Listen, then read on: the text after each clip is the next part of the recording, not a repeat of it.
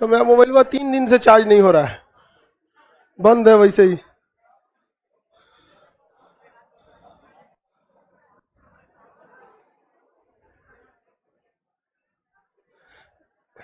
इससे पहले के क्लास में कहाँ तक बताए थे? आर्टिकल, जगह नहीं है, नीचे चल जाओ लोग दूसरा हॉल में, कहीं उधर बाहर बैठो, नहीं तो जगह तो इसमें है नहीं। हम आर्टिकल संख्या 29-30 दोनों समझा दिए थे ना? Article 29, article 30। अल्पसंख्यकों के संरक्षण की चर्चा पहली बार आर्टिकल 29 में। रे घोंचू खड़ा का है वहां?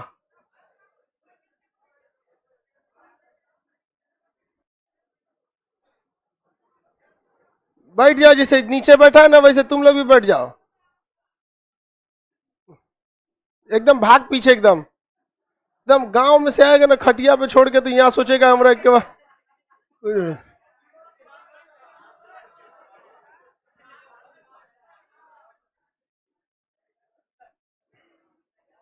चलिए वो ध्यान से समझिए। आर्टिकल 29 में किस चीज की चर्चा किया गया? अल्पसंख्यकों के संरक्षण की चर्चा, कि किसी भी विद्यालय या शैक्षिक संस्थान में किसी भी अल्पसंख्यक को उसके भाषा के आधार पर या उसके कल्चर के आधार पर या उसके धर्म के आधार पर आप विद्यालय में प्रवेश से नहीं रोक सकते, आपको उसे प्रवेश देना पड़ेगा। ये उस अल्पसंख्यक का क्या है? अधिकार। आप देखिएगा बैंक में ना, आप जिसको इंग्लिश में साइन करना है इंग्लिश में करें, हिंदी में साइन करना है हिंदी में। कई लोग मुस्लिम लोग उर्दू में साइन करते हैं, खास करके मुसलमान महिलाएं जो जिनका जन्म 1960 से 70 के दशक में हुआ था, मतलब उस समय की, आज उनका उम्र 40-50 होगा, क्योंकि उस समय महिलाओं को शिक्षा नहीं दिया जाता था। धार्मिक शिक्षा दे के छोड़ दो, घर में पूजा पाठ करेगी या मुसलमान रहेगी तो नमाज उमाज पढ़ेगी, तो उसको उर्दू ज्यादा पता था, तो वो उर्दू में भी साइन कर देती है बैंक में। क्या रोक सकते हैं? नहीं रोका जा सकता है उन लोग को। तो अल्पसंख्यकों के संरक्षण की चर्चा किसमें है? आर्टिकल 29। किसी विद्यालय में किसी अल्पसंख्यक के भाषा या कल्चर के आधार पर आप उसे प्रवेश से रोक सकते हैं? नहीं रोक सकते। उसे जिस भाषा का होगा उसको आप अलग से आप क्या कीजिएगा, यूनिवर्सिटी में वो व्यवस्था दीजिएगा। लेकिन अगर वह अल्पसंख्यक चाहता है कि अपना कॉलेज खोले, अपना स्कूल खोले, तो खोल सकता है कि नहीं खोल सकता? किस आर्टिकल के तहत? क्या उस कॉलेज और स्कूल को सरकार मान्यता देगी? देगी।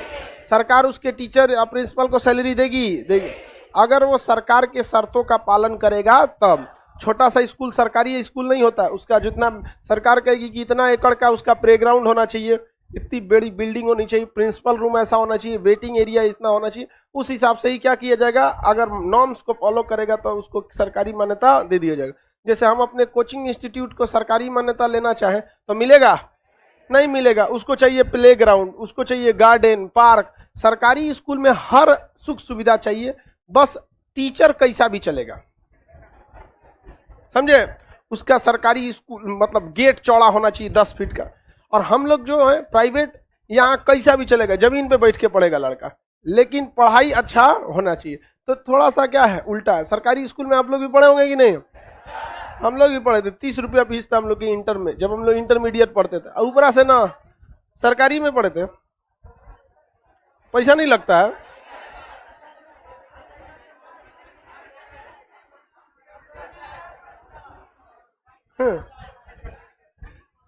ऊपर से ना छत में से कुछ कुछ टूट के गिरते रहता था, खोपड़िए पे गिर गया है, कोनो का खोपड़ी फूट जाएगा, कुछ हो जाएगा। तो आर्टिकल 29 और 30 ये दोनों में अल्पसंख्यकों के संरक्षण की चर्चा है। शिक्षा एवं संस्कृति का अधिकार है। किसका है? शिक्षा एवं। लेकिन यह शिक्षा एवं संस्कृति का अधिकार ये क्या सबको है, अल्पसंख्यकों को? यहाँ पर स्पष्ट रूप से किसकी चर्चा है? अल्पसंख्यक। बाकी सबके लिए शिक्षा का अधिकार आर्टिकल 21 का कब? आर्टिकल 21 का कब? किसी को कोई दिक्कत नहीं है? आगे बढ़े, अगला देखते हैं। 29 और 30 समझ गए। आर्टिकल 31। आर्टिकल 31 में संपत्ति का अधिकार था। किसका अधिकार था? संपत्ति का अधिकार। पैतृक संपत्ति जो होती है आपकी, उसका अधिकार आपसे आपकी कोई संपत्ति नहीं छीन सकता। संपत्ति जिसमें जमीन वगैरह जो होती है आपका खेत खलियान बगीचा, ये आपका संपत्ति है, ये आपसे कोई नहीं छीन सकता था। कब? पहले। लेकिन यह मूल अधिकार बनाया गया था। मूल अधिकार सरकार भी आपसे नहीं छीन सकती है, क्योंकि मूल अधिकार का रक्षक सुप्रीम कोर्ट को कहा जाता है। सुप्रीम कोर्ट मूल अधिकार किसी का छीनिएगा तो बीचवा में कूद जाएगा, कहेगा आप कैसे किसी का मूल अधिकार छीन सकते हैं। सुप्रीम कोर्ट उसको नहीं मानेगा। और इसे क्या किया गया, सुप्रीम कोर्ट ने इसे मतलब आप किसी का भी संपत्ति सरकार छीनना चाहेगी तो छीनने नहीं देता था। समझ में आ रहा है कि नहीं आ गया? तो सरकार को इससे काफी ज्यादा दिक्कत आती थी। सरकार के कोई भी योजना बनेगी, कोई स्कूल बनेगा, कोई अपना जमीन ही नहीं दे रहा था, कोई सड़क बनेगा, जमीन ही नहीं दे रहा था, जबरदस्ती ले भी नहीं सकते थे। तो मोरारजी देसाई ने कौन सा संशोधन कराया? 44वां संशोधन, 44वां अमेंडमेंट 1978। इसके तहत इसे संपत्ति के अधिकार को मूल अधिकार से हटाना था, क्योंकि मूल अधिकार में रहेगा तो सरकार उसे नहीं छीन सकती है। मूल अधिकार में एक ही शर्त पे रहेगा, अगर वो कहां रह जाए? भाग 3 में। और भाग 3 कहां से चालू होता है? 12 से 35।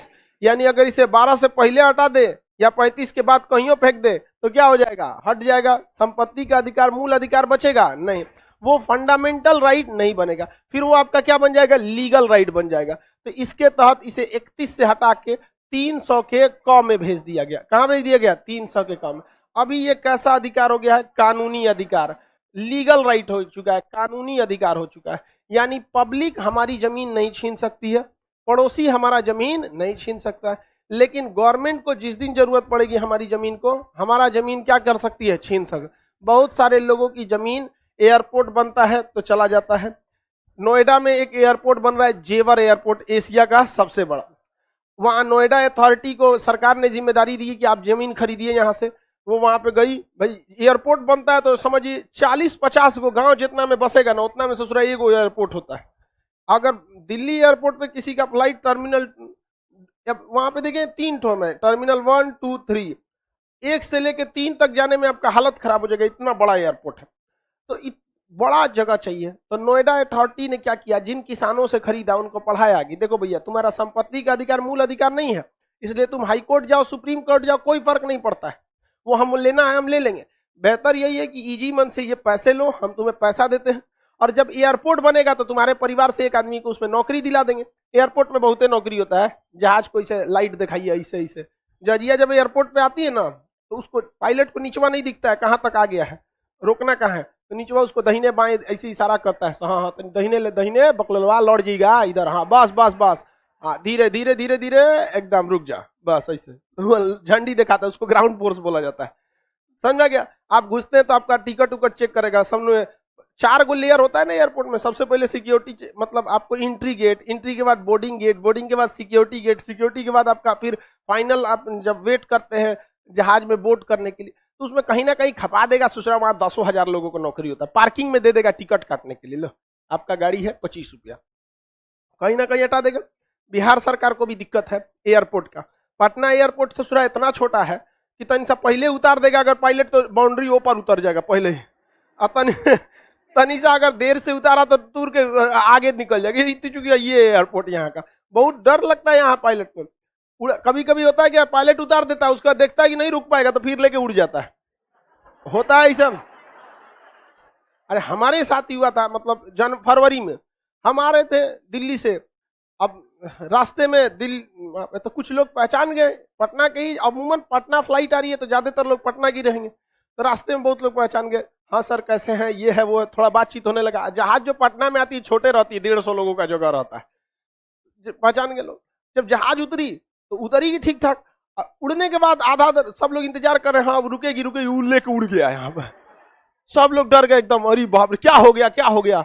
अब सब हम कहें कि भाई गड़बड़ा देगा सभी, तो वही में अफरा तफरी हो गया यहाँ पे। हम गए बैठो बैठो बैठो, कुछ नहीं हुआ है, वो गो अराउंड ले रहा है, मतलब एयरपोर्ट का रनवे क्या हो गया था, कम हो गया था, तो गो अराउंड ले लेता है कि भाई कम है नहीं रुक पाएगा। और भाई दिल्ली एयरपोर्ट में कोई दिक्कत नहीं है, अधिया के बाद उतरेंगे तो इतना लंबा है कि रुक जाएगा, वहां पर बहुत लंबा रनवे, यहाँ का गिर जाएगा। फिर वो पटना का चक्कर लगा के घुमा के लाया, फिर उतारा, तब लोगों को लगा कि हाँ भाई ठीक है खान सर सही बोल रहे थे। हमरा खुदे डर लग रहा था सोचा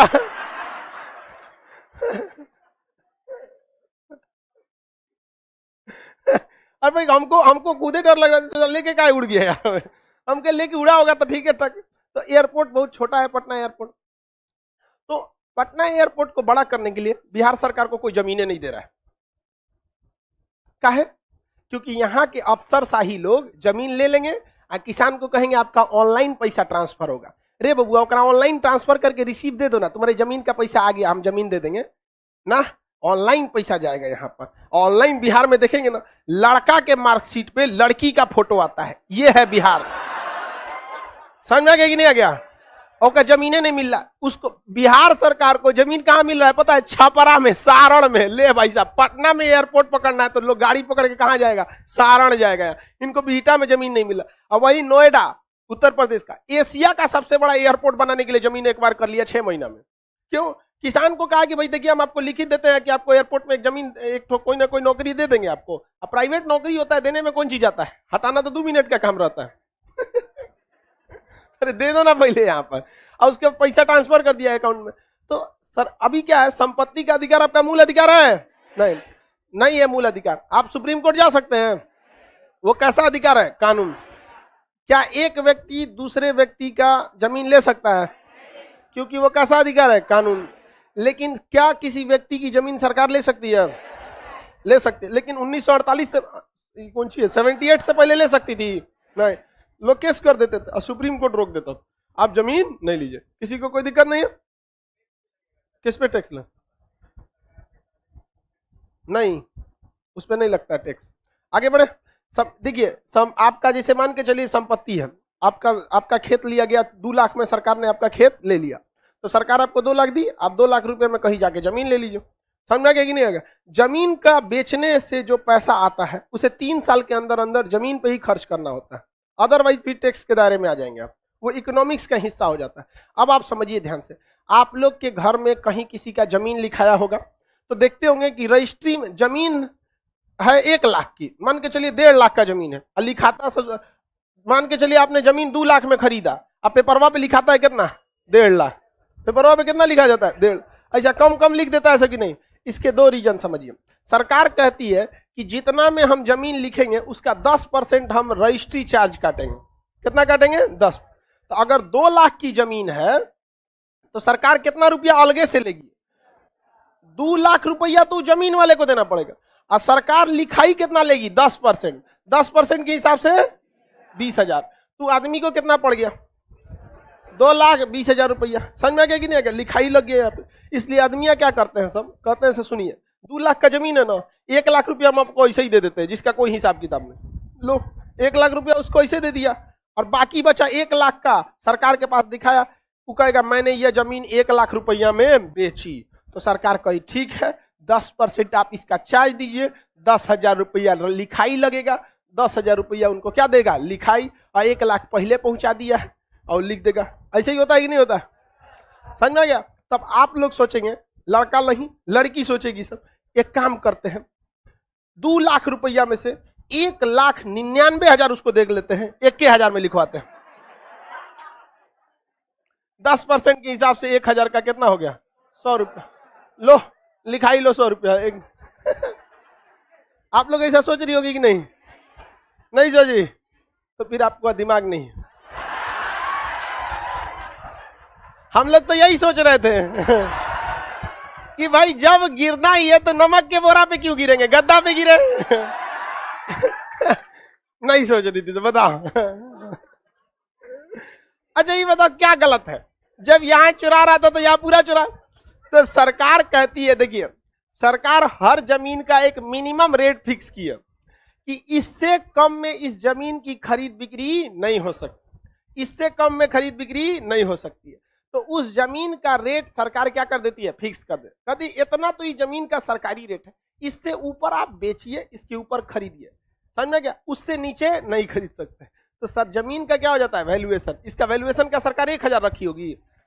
2 लाख का जमीन है तो सरकार कम से कम इसका वैल्यूएशन रखी होगी 80 से 90,000। उससे नीचे आप खरीदे नहीं सकते। अप्रोक्स देखिए वैल्यूएशन कितना होता है, जितना मार्केट में रेट होता है ना उसका आधा वैल्यूएशन होता है। अमूमन यही देखा जाता है। सरकारी रेट में जमीन 1 लाख है तो प्राइवेट आदमी उसको कितना में बेचेगा? 2 लाख रुपये में। कितना में बेचेगा? 2 लाख। लेकिन मान के चलिए ये जमीन बिकने वाली है कितना में? 2 लाख। अमूमन आप बताइए इसका सरकारी रेट क्या होगा? एक लमसम में 1 लाख। हालांकि इसका एक डायरी आती है जिसमें लिखा होता है हर गली मोहल्ले का, उसमें नक्शा होता है, इस जमीन का वैल्यूएशन इतना इतना, खाली जमीन है तो उसका वैल्यूएशन कम, एक तल्ला मकान है तो उसका ज्यादा, दो तल्ला मकान है तो ज्यादा, तीन तल्ला है तो और ज्यादा। इस तरह से क्या होता है वैल्यूएशन, नीचे दुकान लगा है तो उसका वैल्यूएशन ज्यादा, दरवाजा लगा है तो कम, शटर लगा है तो ज्यादा, क्योंकि दरवाजा लगा है तो आदमी रहता होगा, शटर लगा है तो दुकान चलता होगा, समझ में आ गया कि नहीं आएगा? तो अलग अलग वैल्यूएशन आता है, अमूमन दुन्ना पे लोग बेच देते हैं। तो अगर 2 लाख रुपए सरकारी रेट है तो सॉरी प्राइवेट आदमी बेच रहा है तो अमूमन इसका सरकारी रेट कितना होगा, कितना होगा 1 लाख, कितना होगा 1 लाख। समझ आ रहा है कि नहीं आ रहा है? किसी को दिक्कत? ये बताइए अगर हमारा जमीन है, मान के चलिए यही मेरा ही जमीन है, तो प्राइवेट को हम बेचते तो कितना में 2 लाख, सरकारी रेट, ये सरकारी रेट इसीलिए होता है कि सरकार जब हमारी जमीन खरीदेगी ना तो कहेगी खान सर भूल जाइए कि बाजार में आपको क्या मिल रहा था, हम वैल्यूएशन कितना लगाए थे 1 लाख, इसी वैल्यूएशन के आधार पर भूमि अधिग्रहण विधेयक के तहत हम आपसे आपकी जमीन ले लेंगे। समझा गया? पहले सरकार किस पर लेती थी, अपने वैल्यूएशन पर, अपने वैल्यूएशन पर, लेकिन जब भूमि अधिग्रहण विधेयक आया तो कहा गया कि वैल्यूएशन से हम 1.5 गुना ज्यादा देंगे, तो लगभग क्या हो जाता है, मार्केट रेट हो जाता है, लगभग कितना हो जाता है, मार्केट रेट हो जाता है।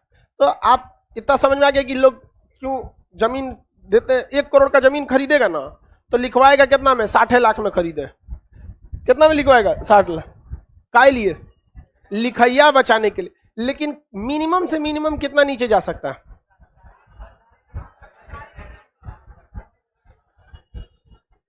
आगे बढ़े सर।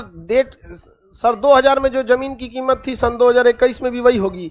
इतना जल्दी वैल्यूएशन नहीं बढ़ता है, 5 साल 10 साल बाद सरकार वैल्यूएशन लगाती है। हालांकि बढ़ना तो हर साल चाहिए, लेकिन सरकार 10 साल पे क्या लगाती है, वैल्यूएशन लगाती है कि हाँ अब बढ़ना चाहिए। किसी को कोई दिक्कत? लिखाई वगैरह देखते हैं। अब आप लोग जब भी कभी जमीन लिखाइएगा तो याद रखिएगा जमीन कैसा अधिकार है, कानूनी है। तो जब जमीन लिखवाते हैं आप, तो जमीन लिखवाते समय इस बात का अच्छा से ध्यान रखिएगा कि कहीं लिखाई का जो आपका रेट है सरकार के वैल्यूएशन से तो कम नहीं हो गया है। मान के चलिए कोई जमीन है जिसका सरकारी वैल्यूएशन कितना है, 2 लाख रुपया, कितना है 2 लाख, आपने इसको लिखवा लिया 1.5 लाख में, आपकी लिखाई हुई रजिस्ट्री कागज रद्द हो जाती है, आपका जमीन गया छुट्टा साढ़ की तरह हो जाएगा, फिर आपकी रजिस्ट्री क्या हो जाएगी, रद्द। इसलिए हमेशा याद रखिएगा वैल्यूएशन से 10-20 हजार एक्स्ट्रा देके रखिएगा, क्या पता कहीं ससुरा कोनो और चीज में ना आपके 10 हजार बढ़ा दे। अब कई आदमी कहता है कि नहीं वैल्यूएशन 1,10,000 तो 1,10,000 में लिखाएंगे। अब यही एक हमारे यहाँ एक आदमी का गलती हो गया था, रजिस्ट्री वो जमीन लिखाए थे, अब वैल्यूएशन था उसका 1.5 लाख, वैल्यूएशन कितना था 1.5 लाख, जबकि उस जमीन में 6 फीट की बाउंड्री उठी थी। कितनी बाउंड्री उठी थी, 6। आया उस कहा गया हम कानून पढ़े हैं, वैल्यूएशन 1.5 लाख है तो हम 1.5 लाख में लिखवाएंगे। अब वो जैसे रजिस्ट्री लिखते हैं ना तो वो जांच करने आता है जमीन पर, जांच करने वाला आया कहा कि 6 फीट की बाउंड्री उठी है, इसका 10,000 वैल्यूएशन में ज्यादा होगा, 1,60,000 हो गया, 1.5 लाख में लिखवाया, रजिस्ट्री खत्म।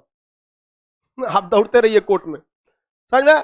तो इस चीज के लिए हमेशा याद रखिएगा कि जो सरकारी वैल्यूएशन है जमीन की उससे कम नहीं होना चाहिए।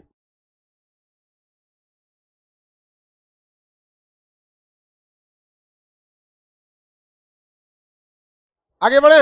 लाइव वाले बफरिंग नहीं कर रहा, थोड़ा बहुत कभी 1 आध सेकंड के लिए हो गया तो हो गया, तो आप लोग हाँ जमीन फिर से आप ही का होगा, फिर से रजिस्ट्री कराना पड़ेगा, फिर से पैसा देना, वो पैसा कैंसिल हो जाएगा।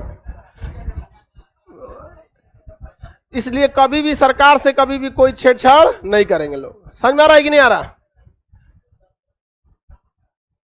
अभी भी बफरिंग कर रहा है जी तुम लोग का।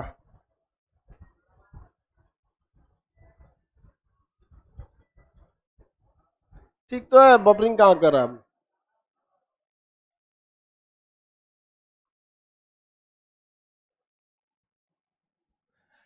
आगे बढ़े संपत्ति के अधिकार में।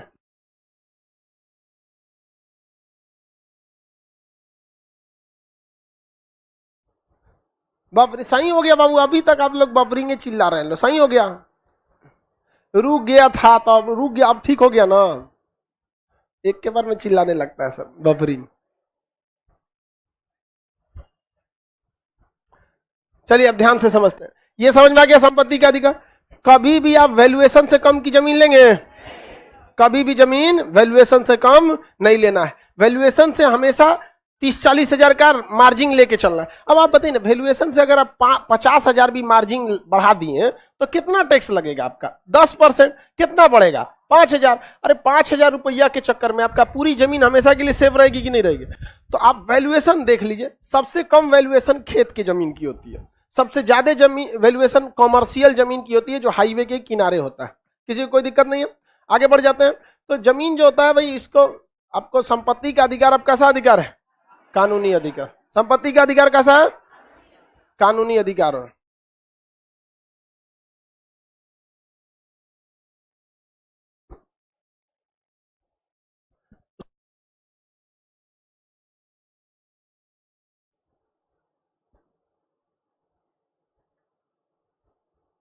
ठीक चल रहा है बाबू सबके मोबाइल में, आप लोग में क्या दिक्कत हो गया है?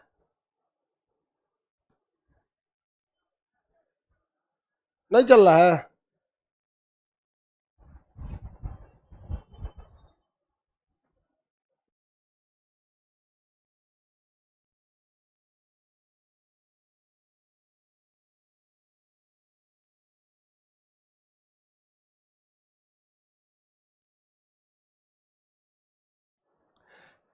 चलिए अब आगे समझते हैं। देखिए, संपत्ति के अधिकार में कोई दिक्कत नहीं है। अब यहां ध्यान से समझिए, पहले कानून ये था कि जमीन, मुसलमान कानून में, लॉर्ड कॉर्नवालिस के वक्त में, लॉर्ड कॉर्नवालिस ने हिंदू के लिए अलग कानून बना दिया, मुसलमानों के लिए अलग कानून बनाया। तो इस्लामिक रूल के अनुसार जो संपत्ति खानदानी संपत्ति है, संपत्ति देखिए ध्यान से समझिए, दो तरह की होती है। एक खानदानी संपत्ति जिसे कहते हैं पैतृक संपत्ति, जो परदादा से दादा को, दादा से इसमें, मतलब जो जिसे हमने नहीं खरीदा है, वो कौन सी संपत्ति होती है? पैतृक संपत्ति। तो पैतृक संपत्ति में सबका बराबर अधिकार हो जाता है। समझ में गया? जैसे मान के चलिए कि हमें जो जमीन हमारे पिताजी से मिली है, हमारा मान के चलिए 14 गो लड़का हुआ सब, शाहजहां, सुनिए ध्यान से समझ में नहीं करता है। हमारा पैतृक संपत्ति है जो हमें पिताजी से मिला, ठीक है। हम लोग का खेत खलिहान कुछ नहीं है, बाजार में हम लोग का वही पैतृक संपत्ति हमारा 1 आध कट्ठा है, उतने में मकान है, खेत खलिहान 1 इंच नहीं है। खेत तो हम लोग खेती किए ही नहीं है। हाँ, तो हमारा पैतृक संपत्ति, हमारा कितना लड़का हुआ सब? 14 गो। तो हमारे पैतृक संपत्ति में उन 14 का क्या होगा? बराबर अधिकार। अब हम देना चाहें या नहीं देना चाहें, उन 14 का क्या होगा? बराबर अधिकार हो जाएगा। लेकिन हमने बहुत सारी जमीनें अपने पैसे से खरीदी है। अब जो जमीन हम अपने पैसा से खरीदे, हमरा मन हम उस 14 लड़का में से जिसको ज्यादा दे, जिसको कम दे, समझ में गया? वो हमारी इच्छा। नहीं तो हम चाहेंगे तो किसी दूसरे व्यक्ति को भी लिख देंगे कि जाओ हम तुम्ही को लिख दिए, ये 14 मेरे किसी काम का नहीं, मेरा सेवा नहीं करता, सब भाड़ में जाए आप। समझ में गया? तो जो वारिस होता है, उत्तराधिकारी होता है, उसका अधिकार किस पर होता है? किस पर होता है? पैतृक संपत्ति पर। किस पर होता है? पैतृक संपत्ति पर होता है। किसी को कोई दिक्कत नहीं है। और हमारा अर्जित संपत्ति पे क्या अधिकार होगा? हाँ, नहीं होगा। इसलिए जब भी आप जमीन खरीदिएगा तो अगर जमीन पैतृक होगा तो पेपर अच्छा से जांच कराइएगा और उसमें वंशावली जांच करा लीजिएगा कि ससुरा इस वंश में कै गो लड़का है सब, हाँ कितना लड़का है सब, कै गो। समझ में आ रहा है कि नहीं? क्योंकि जब वंशावली जांच करेंगे तो उसका वंश पता चलेगा। और पैतृक संपत्ति पूरे वंश में क्या होती है? बराबर बढ़ती है। हमारा जो पैतृक संपत्ति है कितने लड़कों में बटेगा? 14 लड़कों में। कितने लड़कों में? 14। और जो हम खरीदे हैं वो हमारी मर्जी, हम चाहेंगे तो आपको लिख देंगे कि लाओ यहाँ पे लिख दिया आपके नाम पर। क्या हमारा 14 में से कोनो लड़का कंप्लेन करेगा? कोर्ट कहेगा कि इधर 14 का 14 पहुंचेगा, देखिए हम सब लोग खाने सर के जज कहेगा कि हटाओ ना, तुम उनका संपत्ति है। जो जमीनवा है वो खरीदे थे कि खानदानी था, तो कहेगा भाई वो तो खानदानी जमीन था, तो खानदानी में 14 का क्या हो जाएगा? बराबर अधिकार। लेकिन हम खरीदे रहेंगे तो हम जिसको मन उसको क्या कर सकते हैं? लिख सकते हैं। किसी को कोई दिक्कत है? अब आगे समझिए। हाँ, नहीं लिख सकता है? हाँ, अरे यार आराम से बोल, तुम बताओ क्या पैतृक संपत्ति नहीं समझे? आपके दादा का जमीन जो है ना, आपके पिताजी को मिला है, पिताजी खरीदे हैं, तो जो जमीन आप खरीदते नहीं है, खानदाने मिल जाता है, उसे क्या कहते हैं? पैतृक संपत्ति। इसमें कौन चीज समझना है जी? आप घर में रहते हैं, घर में आप खरीदे हैं, किससे मिला है आपको? पापा से मिला। और जो नहीं लॉजवा में रहते हैं,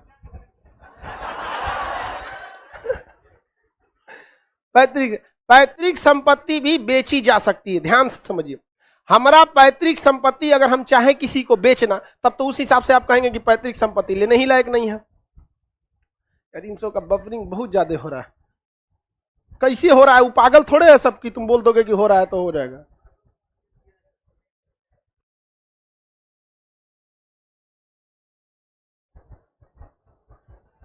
ज्यादा रुक जा रहा है।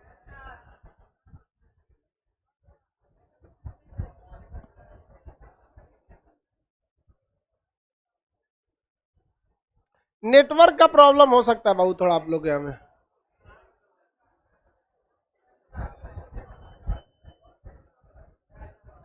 हो रहा है, प्रॉब्लम हो रहा है।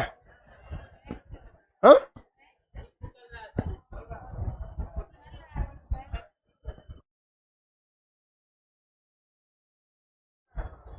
ज्यादा बफरिंग कर रहा है जी।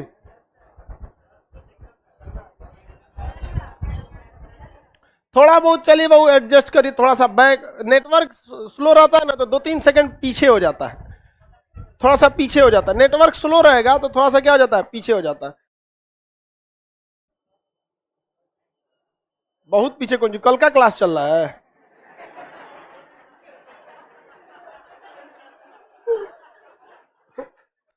अरे नेटवर्क स्लो रहता है तो 8-10 सेकंड क्या हो जाता है, पीछे हो जाता है। चलिए अब ध्यान से समझिए। एक से एक रहता है सर। अब एक बात बताइए, पैतृक संपत्ति को खरीदना ज्यादा आसान है, रिस्क ज्यादा किसमें है? पैतृक संपत्ति में या फिर अर्जित संपत्ति में? तो पैतृक संपत्ति में बड़ी रिस्क होता है, कोनो आगे कंप्लेन कर देगा कि हम इसके क्या है, वारिस। तब इसके लिए क्या करना पड़ेगा? तब तो आप कहिएगा कि सर पैतृक संपत्ति खरीदने लायक नहीं है। ऐसा नहीं है। कैसे? आप वंशावली निकालिए। जैसे हमारा वंशावली निकलेगा तो हम अपना पैतृक संपत्ति किसी व्यक्ति को बेचना चाहते हैं, तो बकलोल होगा तो आके लिखवा लेगा, हाँ खान सर लिखिए, रजिस्ट्री कर दिए, चल गए, बेच के चल गए। अब हमारा 14 गो से फरिया लेगा, समझा गया कि नहीं? लेकिन अगर वंशावली निकालेगा, वो इंसान क्या होगा, होशियार होगा, तो वंशावली निकालेगा। तो वंशावली में आएगा खान सर, आएगो खान सर की बुढ़िया। अब टोटल कै गो? 14 गो। कितना हो गया सर? 14 गो। तो उस संपत्ति पर 15 लोगों का अधिकार हुआ, एक मेरा आओ जो 14 गो है सब उस सब का। तो जब बुढ़िया का नहीं, उसका ना होगा नहीं, 14 गो का क्या हो जाएगा, ऑटोमेटिक क्या हो जाएगा, अधिकार हो जाएगा। 14 ठोका, कितने का? 14। तो वंशावली अब जब हम रजिस्ट्री करने जाएंगे ना, उसमें 15 को साइन लगेगा। एक मेरा कि मैं खान सर अपनी पैतृक संपत्ति बेच रहा, और 14 पारा पारी लिखेंगे हम। पहल का नंबर हमें भी ऐतराज नहीं, दूसर का नंबर हमें भी ऐतराज नहीं। रजिस्ट्रार पगला जाएगा, 14 को लेके आए। तो जब भी पैतृक संपत्ति खरीदिए तो सारे के सारे वारिसों से आपको क्या करना पड़ता है, लिखवा, नहीं तो आप फ्यूचर में मुकदमा के लिए रेडी रहिए। अब उस ससुरा के कै गो लड़का है सभी, कैसे पता चलेगा? वंशावली। वंशावली कहाँ निकलेगा? परिवार रजिस्टर से। आपका अपने यहाँ एक क्या होता है, परिवार रजिस्टर। कौन पैदा हुआ आप साल भर के अंदर जाके लिखवा देते हैं, समझ में आ गया कि नहीं? क्या अमूमन आदमी जाके लिखवा देता है कि इसका जन्म इतना तारीख को हुआ था। अरे कहियो लिखवा दो, 6 महीना साल भर। अब कहने का सेंस ऐसा थोड़ी कि पैदा होते आदमी जाके लिखवाता है, कभी लिखवा। कोई मरता है तो वहां भी चढ़ाया जाता है कि फलाना आदमी मर गए, तो परिवार रजिस्टर से क्या होता है, नाम काटा जाता है। तो आपको क्या चेक करना पड़ेगा? वंशावली। तो जब कभी भी आप पैतृक संपत्ति खरीदिए तो क्या चेक करिए? वंशावली। वंशावली में क्यों? वंशावली में सब आ जाता है। अब एक और समझिए, लॉर्ड कॉर्नवालिस ने मुसलमानों के लिए अलग कानून, हिंदुओं के लिए अलग कानून बनाया था। मुसलमानों में बहन का भी हिस्सा होता है जमीन में। मुसलमान में ना बहन का भी हिस्सा, देखिए हिंदू में पहले नहीं था, 2005 के बाद नियम लाया सुप्रीम कोर्ट ने। ध्यान से समझिए, मुसलमान में जैसे में एक जमीन है किसी आदमी का है, अब्दुल भाई, फिर बवाल हो जाएगा। खान सर, बवाल करने वालों को हमसे कोई मतलब नहीं है। हमारे मान के चलिए एगो लड़का, अभी 14 को थोड़ा साइड में कर दो, 14 को वाला बाद में। एगो हो गया बेटा, एगो हुआ, एगो हुई बेटी। तो इस्लामिक कानून के अनुसार मेरी संपत्ति पर बेटा का भी अधिकार होगा, बेटी का भी अधिकार होगा, लेकिन बेटी उस पैसे को उस संपत्ति को अमूमन नहीं लेती है, अमूमन नहीं लेती है, लेकिन जिस दिन लेना चाहेगी आराम से कोर्ट फरिया के उसको क्या कर देगा, दे देगा। लेकिन जिस दिन बेटी संपत्ति ले लेती है, नैहर में उसको लतिया दिया जाता है। तो उसे केवल दो चीज मिलेगा, या तो नैहर में सम्मान या तो नैहर में संपत्ति, जिसके लिए जो जरूरी वो ले लो। समझ में गया? तो अमूमन भारत की नारी को नहीं लेती है सम्मान। 2005 में सुप्रीम कोर्ट ने कहा कि नहीं, हिंदू महिलाओं को भी देना चाहिए। तो नहीं सर, रे बैल कहीं का बढ़ा रहे हैं जो, ध्यान से सुनिए। 2005 में सुप्रीम कोर्ट ने क्या दिया आदेश, अब 2005 के बाद जिसके पिताजी की मृत्यु हुई है, 2005 देखिए अमूमन पिता की मृत्यु के बाद ऑटोमेटिक जमीन किसके नाम पे आ जाता है, बेटा के नाम। लेकिन मुसलमान में पहले दोनों पे आता था, समझा गया कि नहीं आएगा?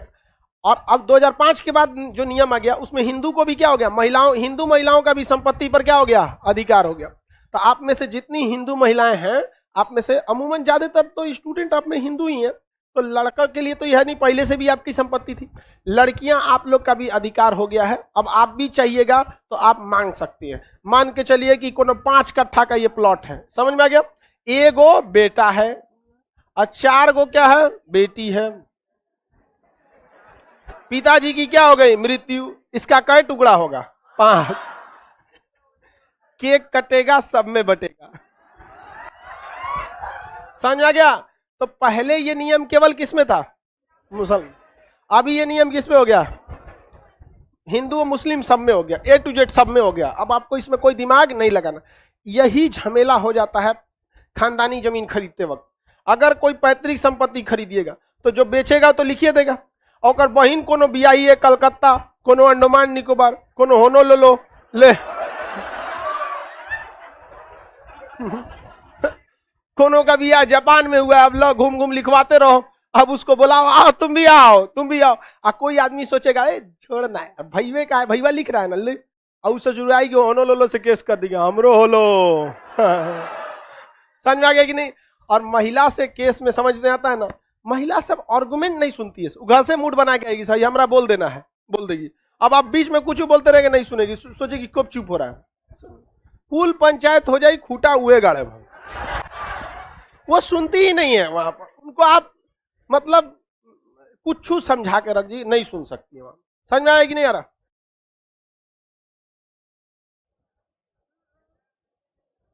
चल रहा है कि नहीं चल रहा है जी? हाँ, रुक गया।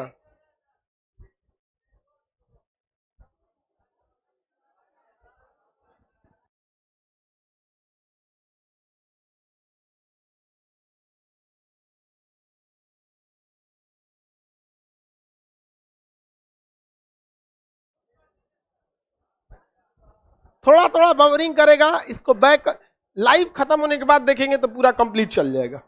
नेटवर्क में कभी प्रॉब्लम होता है ना, लाइव में यही दिक्कत आ जाता है। चलो भाई, संपत्ति वाला समझ में आ रहा है ना? जमीन खरीदते समय सबका ध्यान रखेंगे। महिलाओं, आपको अपना अधिकार पता चला? ये जरूरी है या नहीं है? सुनिए ध्यान से, सुप्रीम कोर्ट का यह आदेश बहुत ही बेहतरीन था। हम आपको बताते हैं क्यों। बेचारी बहन का जब शादी हो जाता था, वो अपने नैहर चल जाती थी, 2 दिन के ससुराल चल जाते थे। नैहर नहीं, गड़बड़ हो गया। अरे यार थोड़ा सा समझिए ना, इतना हम महिलाएं जो हमारा नैहर ससुराल से मतलब रहा है, मिस्टेक हो जाता है कभी कभी। अब वो कहां चली गई, ससुराल। 2 दिन के लिए नैहर आएगी ना तो भाभी से झगड़ा हो जाएगा, 2 दिन के लिए भी। कैसे कि मतलब क्या बताएं, एक म्यान में 2 तलवार तो रह नहीं सकता। महिलाओं में एक सबसे बड़ा प्रॉब्लम क्या होता है, महिला बुरा नहीं मानेगी इस चीज। देखिए, बुरा मान के क्या करेगी लोग, सुनिए ध्यान। पुरुष में एक खराब, समझिए, एक लड़का मान के चलिए एक अमीर है या एक गरीब है, तो जो गरीब वाला रहेगा ना, वो रियलाइज करेगा कि हमको इतना में रहना चाहिए, वो थोड़ा सा हाई प्रोफाइल है, उतना में नहीं रहना है। या एक ज्यादा सक्सेस रहेगा, एक कम सक्सेस रहेगा, तो रियलाइज करेगा हम कम सक्सेस है। या एक ज्यादा स्मार्ट रहेगा, एक कम स्मार्ट रहेगा, तो समझेगा कि नहीं हम थोड़ा कम है, हमें रियलाइज, ये वो रियलाइज करेगा। लेकिन ये फीलिंग लड़कियों में नहीं होती है। हमरा में कौन कमी है, हमरा में कौन, अजब हाल है, तोरा में कौन कमी है। माने जो देखने वाला लोल है जो तुम्हारे में भेदभाव कर रहा है, उनमें ये चीजें नहीं होती हैं। कई चमगादड़ रहेगी और कौन परी से कहेगी हमरे में क्या कमी है। तो उनमें ये चीजें की थोड़ी सी अभाव होती है, वो फील नहीं कर, एडजस्ट नहीं करती हैं वो।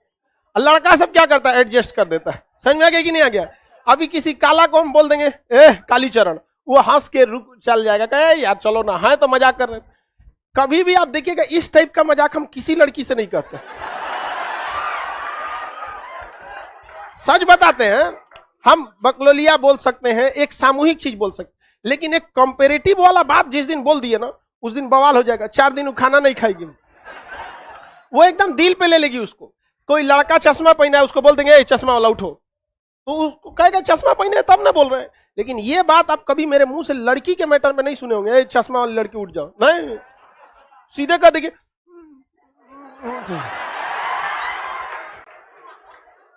चलो ध्यान समझते हैं, वो हर चीज में उनको क्या दिखता है, बराबरी। अरे वो लड़का से कहती है हम कौन चीज में कम है। अरे भाई बहुत सारी चीजें हैं जिसमें आप कम है, फिजिकल पावर में कम है, लड़ाई में, मेंटली ठीक है, मेंटली आप बराबर हो सकते हैं, इसमें कोई दिक्कत नहीं। लेकिन हर जगह कौन चीज में कम है, लो कौन चीज में कम। चलो ध्यान से समझ, लड़की लोग बुरा नहीं मानो, हम आपको बताते हैं ताकि आप उसको रियलाइज करो, उसको थोड़ा सा सुधारो। लेकिन आप लोग हम ही को सुधारने में लग जाती है। लड़की कहती कि हम काहे बदलाव करेंगे, एकरे सुधार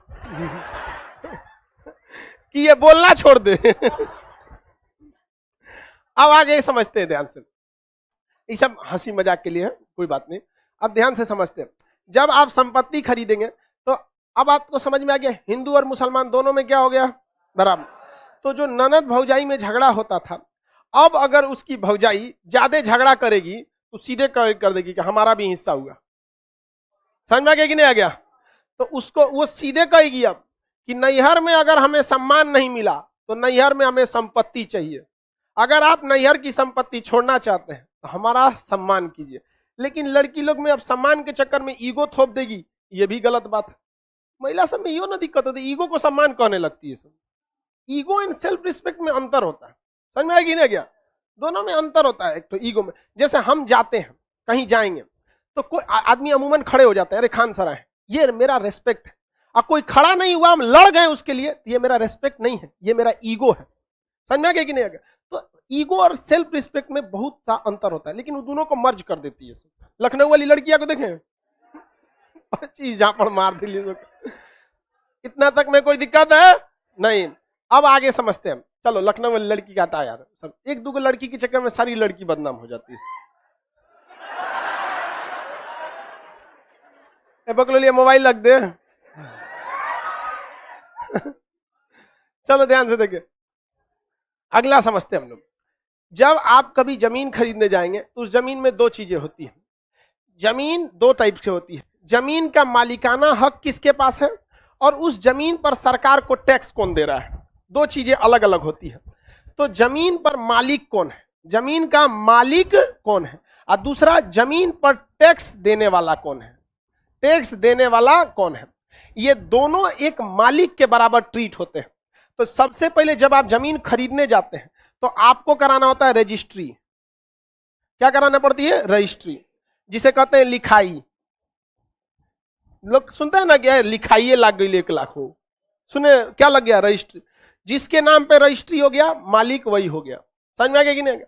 लेकिन मान के चलिए हम अपनी जमीन किसी व्यक्ति को बेचे, जब तक हम उसे नहीं बेचे थे तब तक इस जमीन का भूमि कर, लैंड टैक्स कौन दे रहा था, हम दे रहे थे। टैक्स का डिपार्टमेंट अलग है और मालिक वाला का डिपार्टमेंट अलग है। समझ आएगी नहीं आ गया। आगे बढ़े। अरे यार जिसका नहीं चल रहा है बैक करके फिर से चालू कर लो, लोग पूरा घोंचू हो लोग, एक बार बैक जाओ फिर से आओ, फिर से चालू हो जाओ, चालू हो जाएगा सब। या थोड़ा सा दिमाग लगाओ, बारिश का मौसम है, कहीं पे कुछ टेक्निकल फॉल्ट भी होते रहते हैं सब, तो उसके लिए थोड़ा सा दिमाग लगाइए।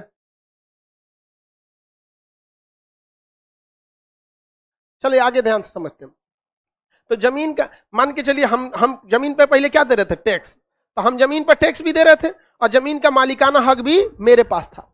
हम किसी से वो जमीन बेच दिए तो हम उसको क्या लिख दिए, रजिस्ट्री कर दिए, तो हमने उसको केवल क्या दिया है, मालिकाना हक। लेकिन अभी भी टैक्स कौन दे रहा है, हम ही दे रहे हैं। हम ही दे रहे हैं कि नहीं टैक्स? तो टैक्स वाले डिपार्टमेंट में जमीन के मालिक कौन हो गए, हम। अब मालिकाना हक में वो हो गया जिसे बेचे हैं। तो ऐसा ऐसा बकलोल होता है सब, जो जमीनिया रजिस्ट्री करा के सूझ जाता है। नहीं, आपको अब टैक्स डिपार्टमेंट में आना पड़ेगा और रेवेन्यू डिपार्टमेंट यानी टैक्स डिपार्टमेंट में कहना पड़ेगा कि हमारे नाम को क्या कीजिए, दाखिल कीजिए, और उसके नाम को क्या कीजिए, खारिज कीजिए। क्या कीजिए, खारिज कीजिए।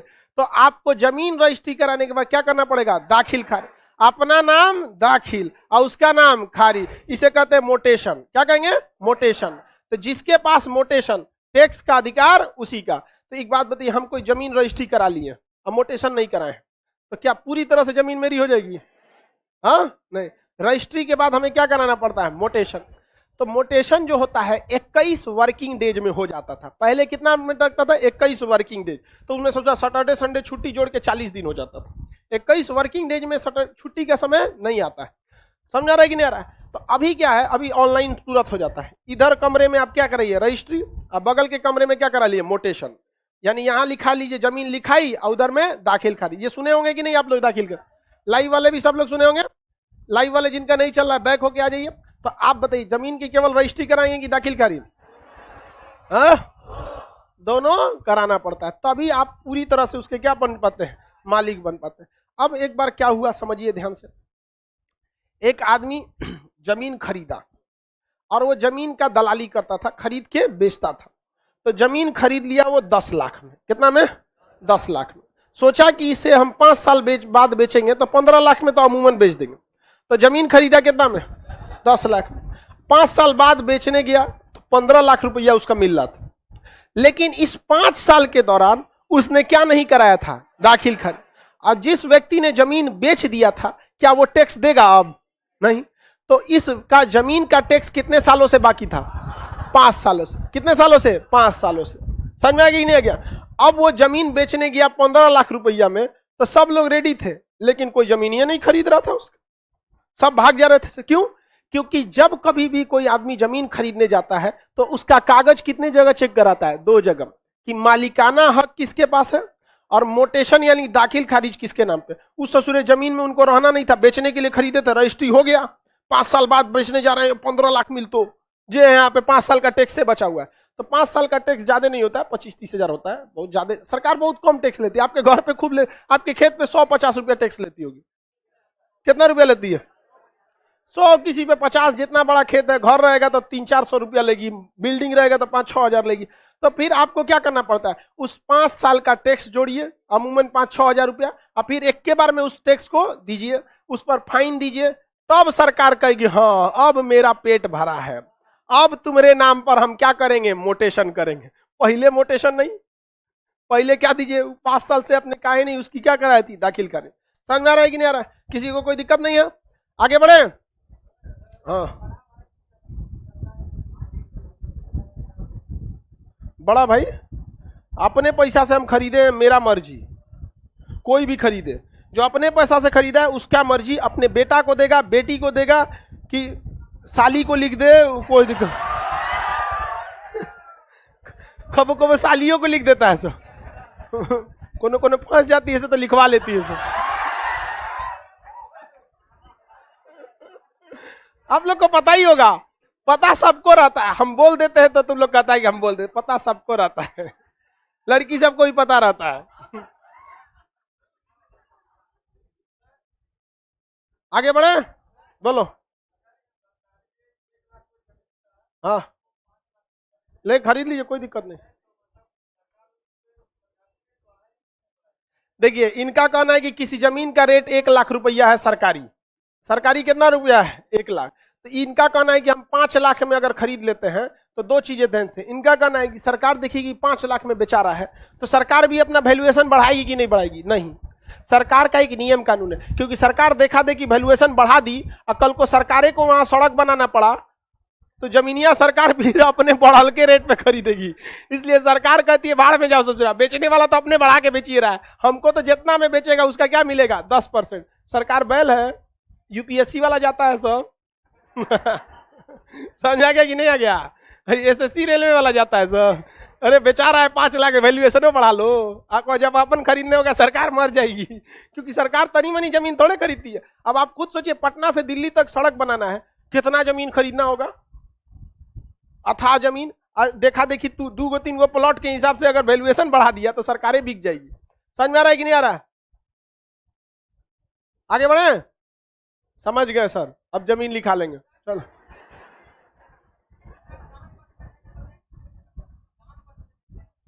दान में जमीन दे देते हैं। सरकार कहती है कि तू भाड़ में, जो दान में दो चाहे कुछ दो, हमारा 10% ले, उसके बाद कुछ करो। अगर हम किसी को दान में जमीन देते हैं तो सरकार कहती है दान कौन ना को मिल रहा है रे, आओ तेरे लिए आप 10%। सरकार अपनी रजिस्ट्री चार्ज किसी कीमत पे नहीं छोड़ेगी, कुछ भी हो जाए वो अपनी रजिस्ट्री चार्ज नहीं छोड़ सकती। समझ में आ गया कि नहीं आ गया? जब रजिस्ट्री हो जाता है तो आपका क्या हो जाता है? कानूनी अधिकार। अब कोई दूसरा व्यक्ति उस पर कब्जा नहीं कर सकता है, और रजिस्ट्री से पहले उस पर क्या किया जा सकता है? कब्जा किया जा। अब क्या करता है सब बिहार में, पटना में, जैसे किसी रजिस्ट्री करना है किसी जमीन की, तो सारा बात तो हो जाएगा, हाँ आपको बेच देंगे हम, 50 लाख की जमीन है 20 लाख में लिख देंगे। लोग कहेगा ये एकदम सस्ता मिल रहा है। वो चोट्टा क्या करेगा ना, 50 लाख की जमीन, मान के चलिए 50 लाख की जमीन वो 40 लाख में कहेगा, तो अमूमन लोगों को लगेगा भाई 10 लाख सस्ता है, ज्यादा सस्ता कर देगा तो अपने से डाउट हो जाएगा, कहेगा ठीक है। अब वो सेटिंग करके रखा है, बातचीत करते में जमीन में 1 महीना लग जाता है, तो सेटिंग करके रख ले रहता है वहां पर कि आपको हम एक काम करेंगे, 15 अक्टूबर को आपको हम मान के चलिए कह दिया कि 25 अक्टूबर को आपके नाम पर हम क्या कर देंगे? रजिस्ट्री कर देंगे।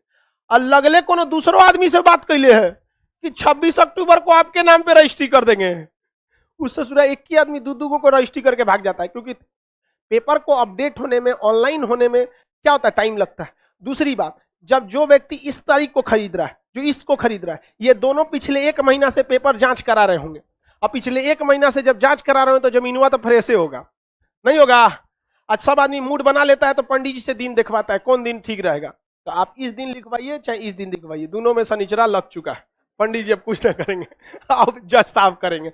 अब उस पर केस होता है, दीवानी का मुकदमा चलता है, भारत में मुकदमा 30 साल चलेगा, तब तक जमीन पर जंगल हो चुका रहेगा, कोई नहीं होता है, बहुत लफड़ा होता है जमीन में। आर्टिकल समझ में आ गया? किसका?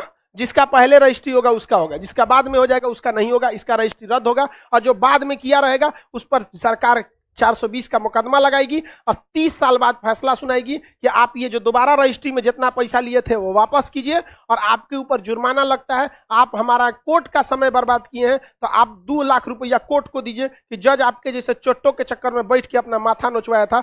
अच्छे काम के लिए जज का काम होना चाहिए। समझ आ गया कि नहीं? कितना साल बाद? 30 साल बाद।